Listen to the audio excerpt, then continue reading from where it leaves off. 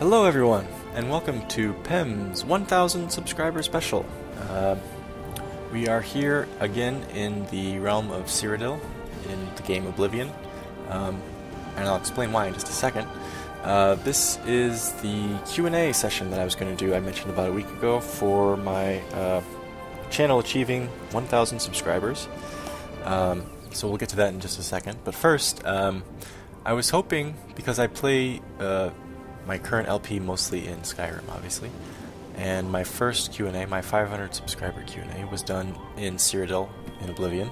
I was hoping that I'd be able to do this one in Morrowind, but when I went to test it out today, Morrowind decided it wanted to crash on me repeatedly. Even though I've played it in the last 6 months or so, and it's been fine. And then all of a sudden tonight, it keeps telling me it can't play particular songs, and it crashes.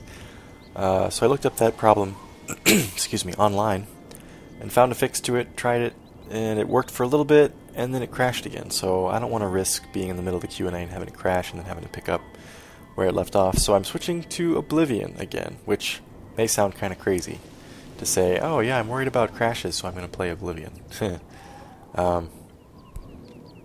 But that's how it is, unfortunately. That's where we are. So here we are in Cyrodiil. We are just north of Bravil, whatever, in the heart of the Nibene Valley. I'm going to keep us centered on the Imperial City over there, because I think it looks nicer than a chopped up cell, not quite loaded Bravil over there, Bravil. So yeah, we'll get to the questions here in just a minute, but I wanted to take a second to thank each and every one of you, those of you who subscribed, those of you who haven't subscribed but watch my videos anyway, everyone who's given likes and provided comments and provided questions to this Q&A. I really appreciate you guys taking the time to watch the videos, and your attention and your enthusiasm and your appreciation. So in the same vein as my 500 subscriber beginning, I'm going to do a shot here to your health. So if you have something to drink, I invite you to join me. Here we go.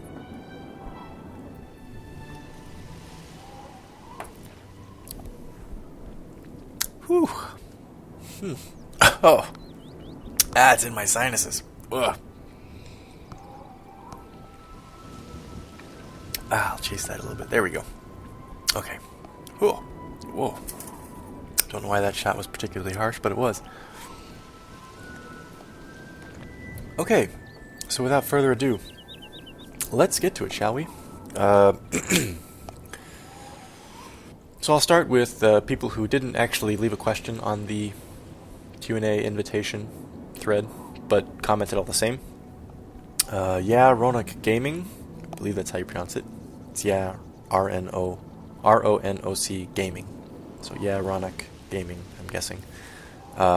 Who has actually invited me to check out one of his Let's Plays. He started one of Skyrim.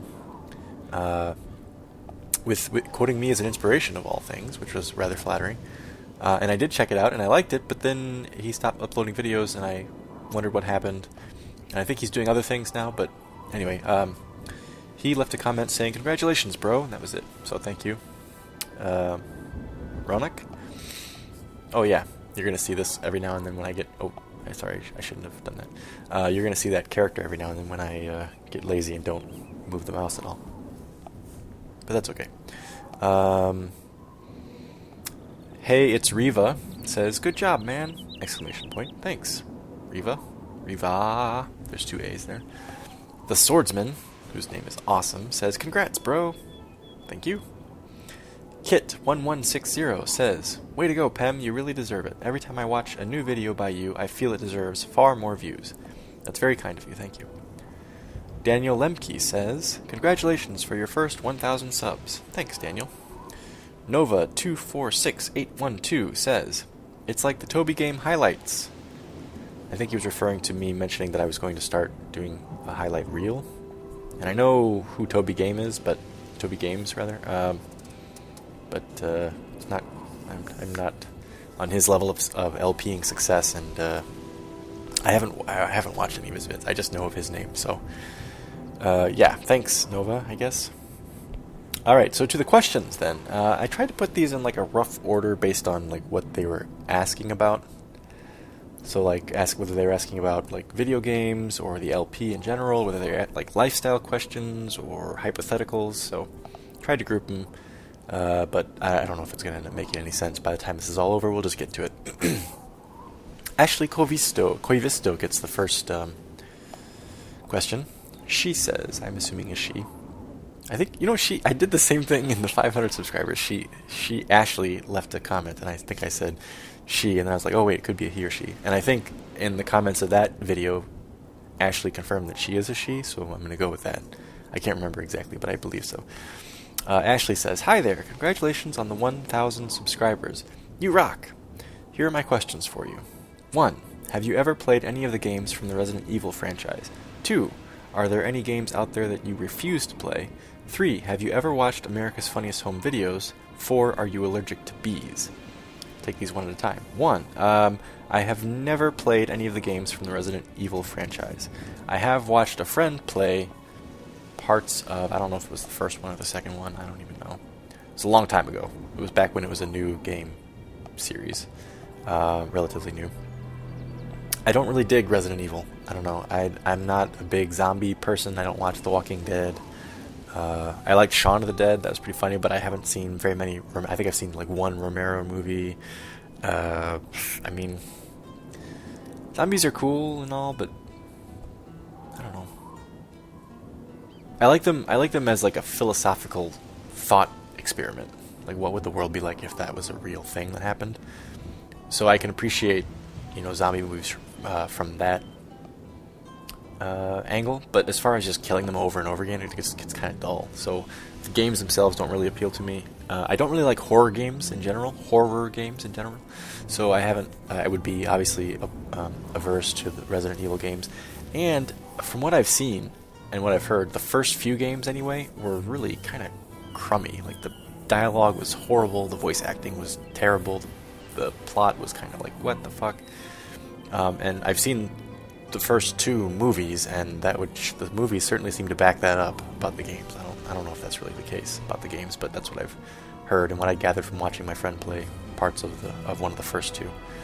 So no. Are there any games out there that you refuse to play? Yeah, I don't care for horror. I don't care for horror movies, horror games. I don't like being scared. Maybe I'm kind of a turkey, but I don't like being frightened. I don't like shock scares, like startle, like, jump scares, that kind of thing. It just feels, I hate the adrenaline rush, and I hate the being on the edge of my seat. I just don't like the nervousness and all that stuff. So, yeah, I'm probably a bit of a coward. But no, horror games I don't play. And I try to avoid, I'm not saying I won't play them, but games that are kind of like pervy or like sex exploitative games. I know there's not a lot of those, but they really kind of turn me off generally. Games where like the female characters are just there for like eye candy and stuff. It's just kind of like, give me a break. 3. Have I ever watched America's Funniest Home Videos? Yes, when I was a kid, I did. When Bob Saget was the host, I remember when he did the voiceover. It was like, "Hey, I'm a cat. Ah, I'm falling off the window." Yeah, everybody would laugh. I thought it was funny when I was a kid. I didn't even know. Is it still on? I don't know. Number 4, am I allergic to bees? Thankfully, no. I am not allergic to bees. No bee can defeat me. Or at least not without some buddies. So thank you, Ashley, for asking those questions. Next commenter. The Game Master 332 says, what is your game of the year? I presume he means, or she means, what game released this year is your favorite, or what, that's usually what they mean with game of the year, I think. I don't really know, because I don't usually play games as they're released, because I'm poor, or poor-ish anyway, and I'm kind of cheap. I don't like paying $50 or $60 for a game. It just kind of feels wrong. Even though, relative to, dollars to hours in terms of what kind of enjoyment I get out of it, it's actually a pretty good investment. It just seems that's a lot of money to pony up at any one time, for me anyway. So I unless it's like something that's just looks amazing or something, or if for some reason I think that it might not be on sale for a while, I might buy it sooner. For instance, Skyrim, was released in November of 2011. I didn't buy it until I think July of 2012, so or maybe it was like April or so. That's partly because it's expensive and I'd rather just wait for it to go on sale, and partly because I have so many other games that I would like to play that I already own that I just haven't played yet, that there's never I never have a want of new games to play that I've never played before. So I don't really have a game of the year, I guess, of the new release excuse me, variety.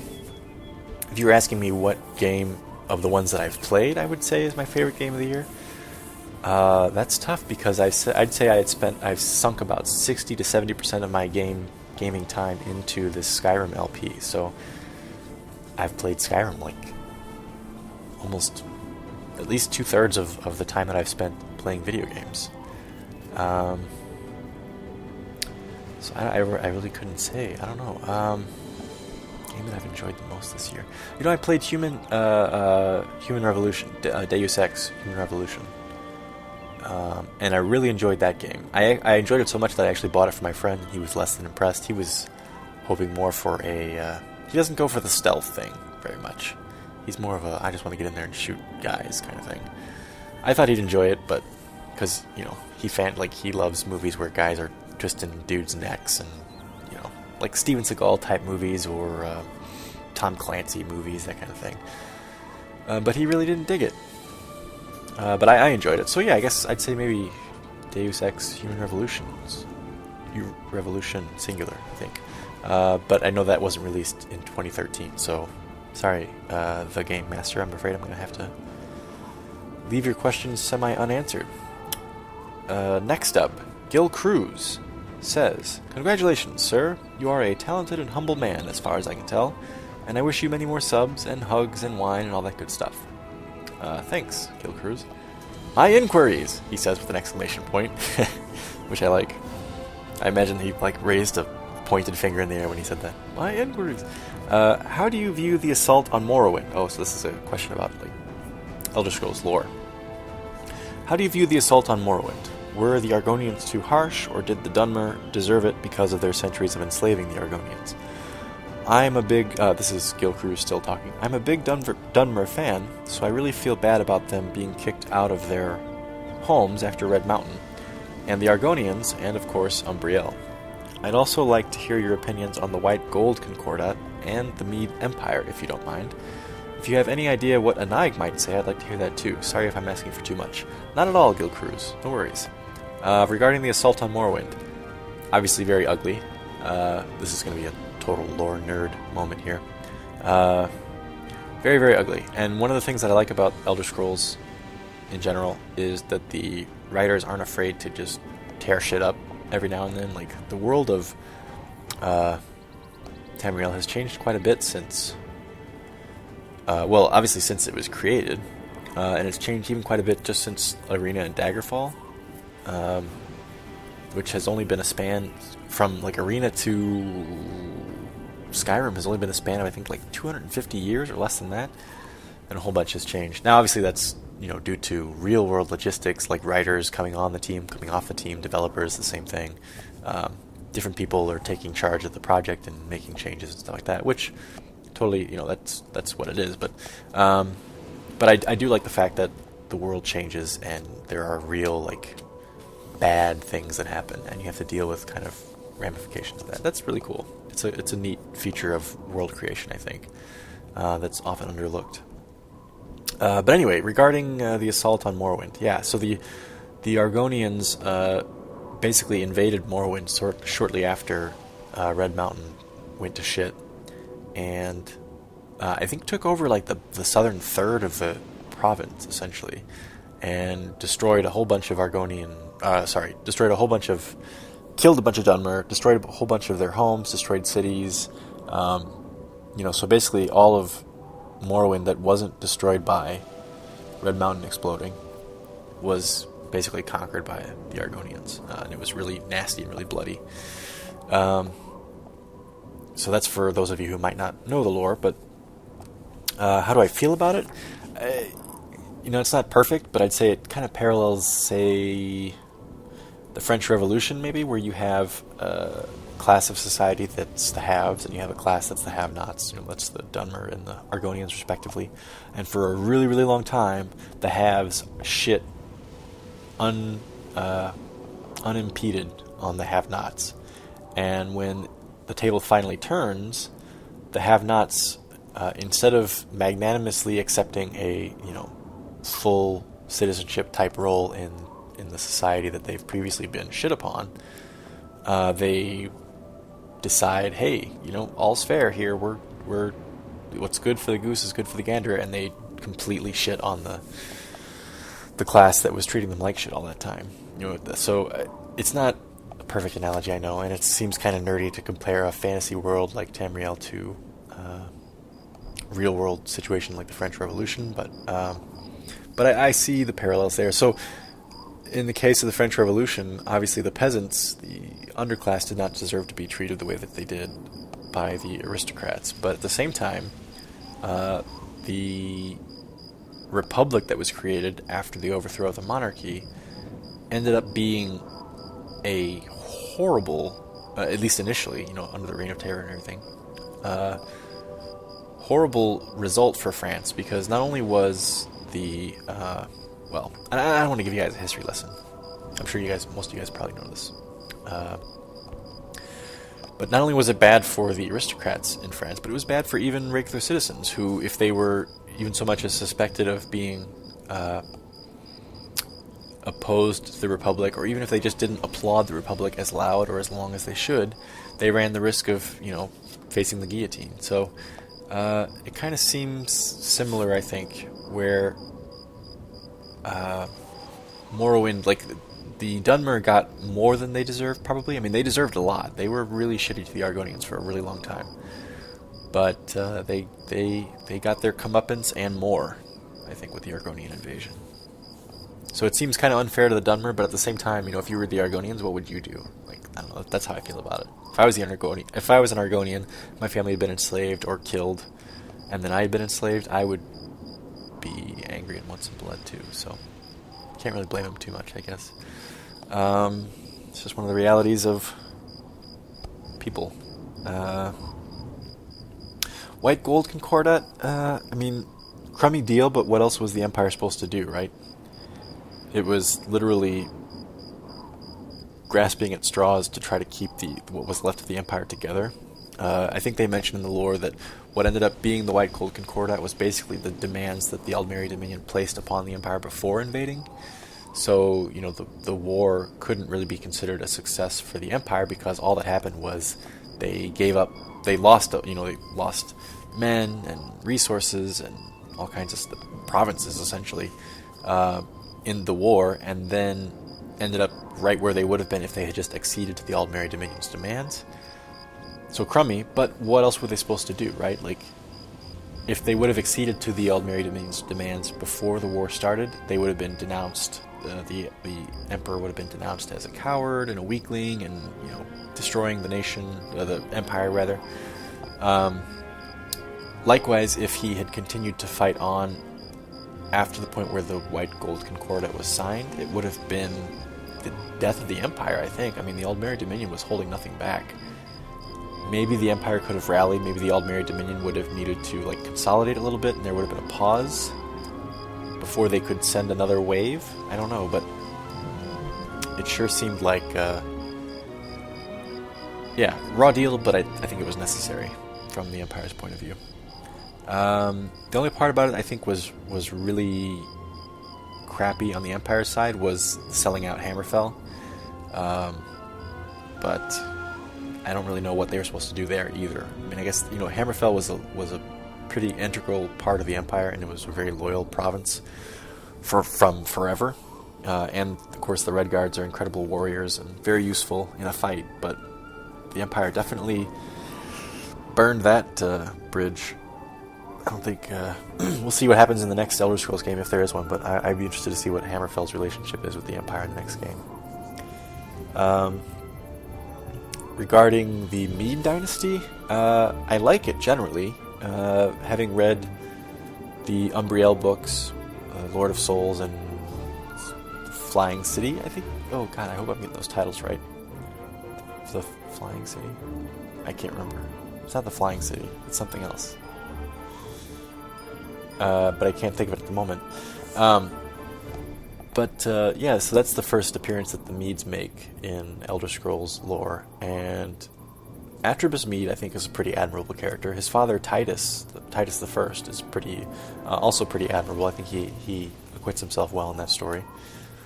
And Titus the Second, I think it's the second, in Skyrim seems like a pretty decent bloke, right? Like, it just seems to me that it's unfortunate that the Mead dynasty happens to be in power when the Aldmeri Dominion is at the most powerful point that it's been in the history of Tamriel, I think. Are they worthy successors to the Septums? I don't know, but they seem to be doing an okay job so far, given what they're dealing with, you know. I mean, in the list of emperors that could deal with the powerful Aldmeri Dominion, like is currently being faced off against in Skyrim, in the Skyrim era, I don't know, you could probably list on one hand the number of emperors that would be able to handle it better than Titus Mead II has. Tiber Septim, one of the Remans, maybe. Can't really think what else. Maybe I don't know. Maybe Uriel Septim. I think the fifth, was he the one that invaded Akavir unsuccessfully? I think he was. Was it the fifth? But he definitely had the military, the skill to probably give the Aldmeri Dominion a run for its money. But yeah, the elves are just really powerful right now, and there's no stopping them, at least in time of Skyrim. So, I don't know, I don't think you can criticize the Meads too much. They're just kind of dealing with what they've got. Let's see, what was your next question? Sorry, I'm taking a long time to answer these. I know, it always takes a while for me to do this. If I have any idea what a Naig might say, you'd like to hear that too. Sorry if you're asking for too much. Okay. What would a Naig say? Well, a Naig's... She knows the history, at least the recent history of Tamriel, because her mom was a librarian, court librarian, but she's very provincial too. She lived her whole life in Farron, which is kind of a backwater relative to the rest of High Rock, and High Rock itself is kind of sort of a backwater to the rest of the Empire. You know, it's way up there in the northwest.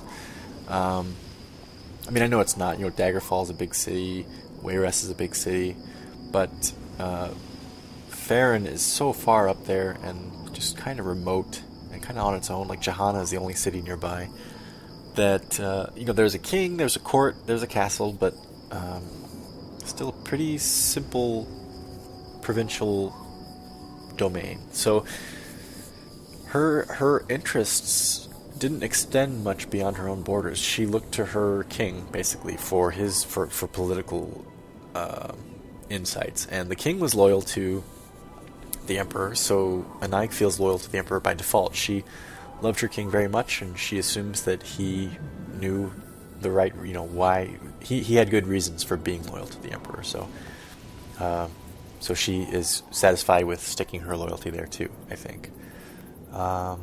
White Gold Concordat, what would she say about it? It happened a few years before she was born, so I don't know that she'd have much of an opinion on it. It'd be like, to her, it's recent history still, I guess, but to her it would be like established history. It'd be like asking, somebody born in the mid '80s what they thought of, I don't know, like the end of the Soviet invasion of Afghanistan. It'd be like, well, I mean, it's over. It was obviously a big historical event, but what is that person going to have to say about it? It's kind of like, well, it happened when I was little, or happened before I was even born. You're probably not going to have much of an opinion on it just because it's established history. So I don't think that an Naig would really think too hard about that. She's not a very political person. She's been working with magic. She's been learning about history, but she's so young still, she hasn't really need to apply it too much. Let's see. So yeah, I think that answers your question, Gil. I hope it does. Flintsteel7 says, "Congrats on reaching 1,000 subscribers." Thanks, Flintsteel. "I really enjoy your videos, especially Skyrim, and I'm interested to see where you go with your channel in the future. For the highlights reel, I suggest including your spectacular leap of death off the top of all-time towers, part 46 from about 1340 to 1411, where you ice spiked Dunmer where it counts, and something from the first 3 minutes or so of part 47. Quick note, all 3 of those highlights that he or she mentions are up in the highlight reel. Have been for about a week. Questions. These are Flint Steel 7. Even the name right? Flint Steel 7's questions. As an average, how much time do you spend a day playing video games? Are there any tabletop games you recommend? You have kids, right? Do you play games, parenthetical, tabletop, card, video, with them? If so, what games? I have 3 kids, ages 3 to 8, and we love to play games together. What hobbies do you have other than video games? Thanks, and keep up the great fun. Thanks, Flint Steel.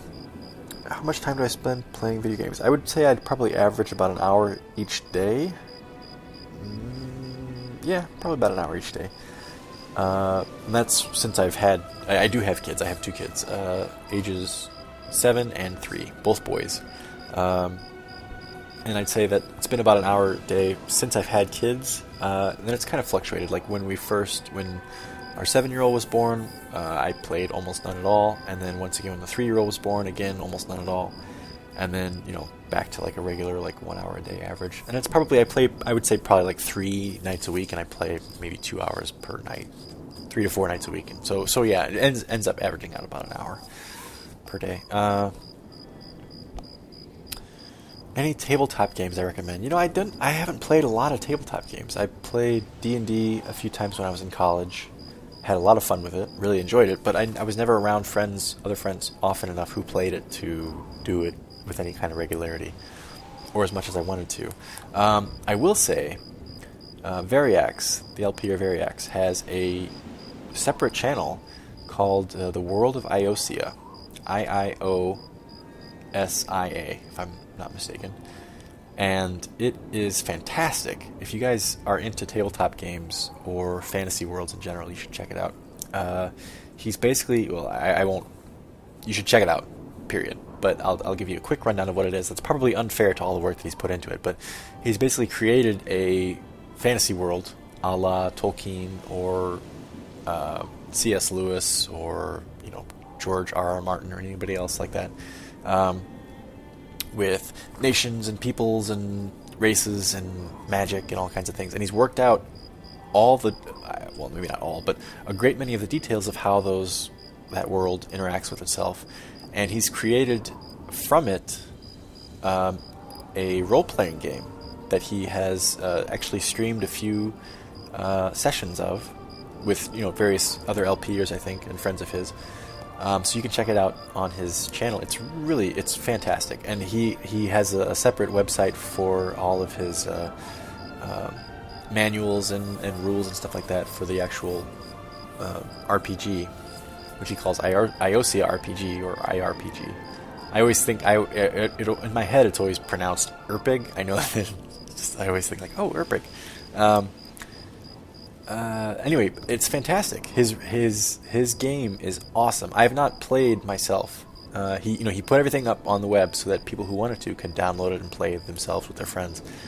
I've not, because I don't have. I've recently, I think I've told you this before, but I recently moved about 6 months ago. I moved cities, and I haven't yet established a group of friends that I would play that kind of game with. But I'm looking forward to it someday when I can. I've got all of his manuals printed out so that if I ever run into some people who want to play, I could definitely engineer it.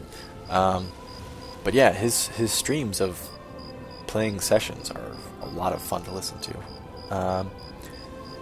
And like I said, the dynamics, the rules of his game, the way that it works is just brilliant. Like, he obviously spent a lot of time doing it. So, sorry, I don't want to spend the whole time talking about Variax and his thing, because this is not what that's about, and also I don't want to embarrass the man, but it's really, really well done. For someone who appreciates world building and who tried to do it personally myself when I was younger and failed spectacularly at it, it was just basically a Lord of the Rings derivative world. I can say with some authority, because I've tried to do it myself and I enjoy that sort of thing, that Variax's world is very impressive. I'm very impressed with it. Right. So yeah, I have two kids. I explained that, 7 and 3, both boys. Do I play games, tabletop, card, or video with them? I have not played tabletop games with them yet. I think they're still a bit too young. The 7-year-old is a bit too young still. Obviously, the 3-year-old is much too young to understand that kind of thing. I have played video games with them, but basic kind of kiddie video games. We played like Wii Sports, Lego Star Wars, Lego Batman. We played Dragon Ball Z, like a fighting game. Which he enjoys. He loves playing it. We both have a lot of fun playing those games, but we haven't played anything more complicated than that. Card games, I think we played War once or twice, which is, if you know what it is, it's a simple. It takes no skill. It's just kind of a luck game. I played it when I was a kid with my cousins, and I had a lot of fun. And now I'm playing it as an adult. I'm like, man, this game is really boring. But I see my son have a lot of fun, so I'm like, oh yeah, okay, like I act it up. So. What hobbies do I have other than video games? Sorry. Back. One video game that I did play with my 7-year-old that we had a lot of fun playing was Secret of Monkey Island, which is I don't even know what you call it. It's like a 2D. It's an old game. It came out in the early 90s, mid 90s maybe. Mid to late 90s, I think. Some of you may know what it is, but it's a really fun little adventure game, and it's kind of in the vein of like, I don't know, like a King's Quest game, but like sillier, much sillier. Stranger quests, silly humor, kind of pirate humor, that kind of thing. It was a lot of fun. We played it. I think we played it together like over a couple weeks on weeknights, and did it in about a 2-week span of time. He had a lot of fun, and we've downloaded Secret of Monkey Island 2. You can find both of these games on Steam. We downloaded Secret of Monkey Island 2, and we started playing it, and then we kind of got distracted with something else, and we haven't gotten back to it yet. But he keeps mentioning it every now and then. He's like, hey, we should play Monkey Island 2 sometime. I'm like, oh yeah, we should. So yeah, Secret of Monkey Island, if you have kids, pretty good game to play with kids. It's fun. Hobbies other than video games. Reading, really. That's probably the main one. I don't have a lot of hobbies, you guys. I think I mentioned it before, I like baseball a lot, so I'm kind of a nerd when it comes to stats and things like that. I actually like following, maybe, I don't know, it may not be true, but I enjoy following the business of baseball, like how front offices run their teams, possibly more than I actually enjoy watching games. I don't know. So throughout the baseball year, even though I may not watch many games, I follow a lot of news about teams and performances and that kind of thing. I don't know. I love checking up on the stats. Fangraphs.com is my favorite site for baseball news. Really fun site to check out if you're into that kind of thing. And if you don't already use it, I mean, if you are into that kind of thing, I imagine you know what Fangraphs is. It's a pretty well-known site.